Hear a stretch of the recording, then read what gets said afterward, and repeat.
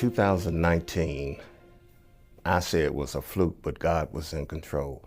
I went to the emergency room because I had a problem with my knee. I couldn't stand up. And I didn't know it was a torn tendon at the time, but when I went to the emergency room, it was full of people. So I came up with something saying that I was short of breath. He ran what you call a CAT scan. And he came back about 2 hours later and told me that I had a mass on my lungs. This was October of 2019. He also told me that I had pneumonia. But in January of 2020, it was actually diagnosed as cancer. At first, they wanted to do surgery and just cut it out. But I decided to go to MD Anderson in Houston and let them do extensive procedures on me. When they went to Houston, I found out I had a mass on my lungs plus 5 lymph nodes that had cancer in them, which was a good thing. I didn't let them cut it out in Beaumont because the lymph nodes would have let it spread. So I went to Houston. I started chemo in March. I would go 3 times a week for 3 months. And each time I would go, I would lay on the table for 10 hours getting chemo put in me. After that, I had surgery, and this is where they cut my left lung out. My cancer was stage 3. It was overwhelming because I did a lot of praying to God because I felt like I was by myself sometime when I'd be in these hospitals and getting the treatment.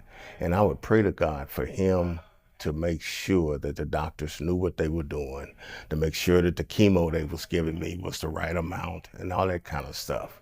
It's just a frightening thing when you get diagnosed and told that you have cancer. October 2020, the cancer was gone. I rung the bell. Hallelujah.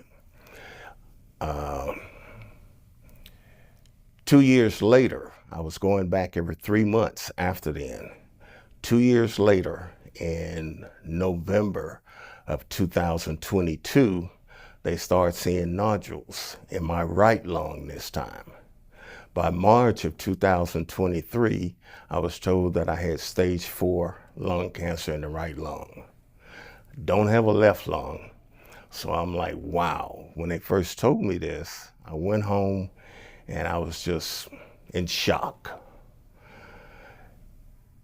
And then something hit me. After about 3 days of going home, thinking about it, praying about it, something hit me like a load of bricks on the top of my head.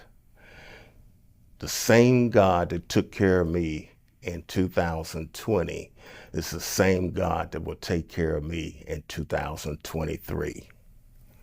And God is, I'm stage 4, lung cancer in the right lung. I go get chemo every 3 weeks. And God is taking care of me. I'm at peace with it because I know my Lord has control of this, and it's not bothering me. I'm serving him, and I'm going to serve him till I can't serve him no more. And that's my story.